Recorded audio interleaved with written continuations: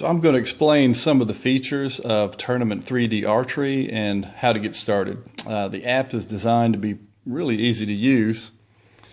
And to get started, we're going to use this first icon and create the event. It remembers the past event name, so that speeds things up. So we've got the event name and then a course name. I'll just leave this as default because it's hard for me to type in this video. Another thing is here you can pick the number of targets that are on the course. So you can punch in any value up to 50. You're allowed 50 targets per course. And also here you can select your scoring. So there are a bunch of different types of scoring formats, and I mean there's some European ones in here. Of course we have the 5, 8, 10. ASA or IBO is going to do 5, 8, 10, 11. If you're shooting an R100, we've got 5, 8, 10, 12, and then plenty of others. So now we have created our course. We've got the name, the event name, the course name, the number of targets, and the scoring. We'll save the course. Now we're prompted to add some archers. So Yale, of course, it remembers some names, so it speeds things up. Bow type, you've got compound, traditional, open, crossbow, recurve. I've added a bunch of stuff in here at the request of users. And then division, so you've got men, women, youth, men, any type you could want. So here's a summary of what we've set up so far about the course, and now we're adding an archer into that. So let's say we want to keep score for several people. Let's add in some more.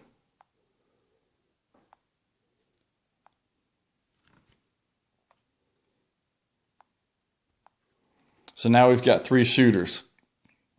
To score for somebody, tap on their name.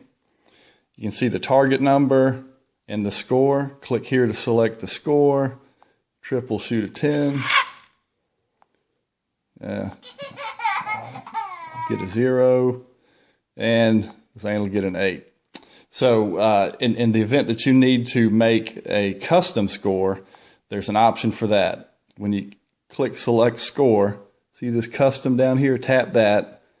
It still says custom, hit save score, and then a dialog comes up that allows you to enter a custom score. So if you're at the R100 and you get the apple buck shot and you get everything, I think that's 24 points for just that one target. Now, at any time after you've got shooters in here, you can view scorecards. So for each one of the shooters, it shows their total score, the score for each target, the total score so far.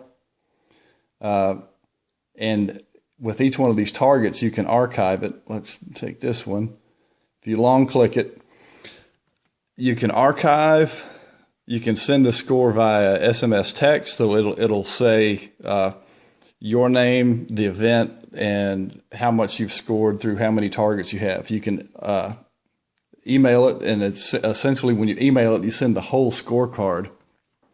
Or you can archive. When you hit archive, now we can go look at the archive. And this is a summary. You can see this is a neat graphical summary. It shows for each of the different scores, target scores, 10, 8, 5, 0, how many of those you did in that round. So that's a pretty neat graphical presentation.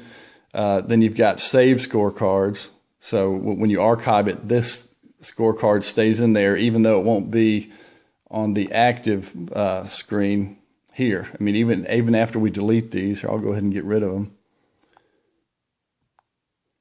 Everything is still in the archive that you archived. Scorecards, you can look at the scorecards, and you've got name, date, score out of how many, the name of the course. And here, this is average points per arrow. This is your scoring percentage. And no, I'm sorry, this is through 12 targets. That's your scoring percentage, and that's your average points per arrow.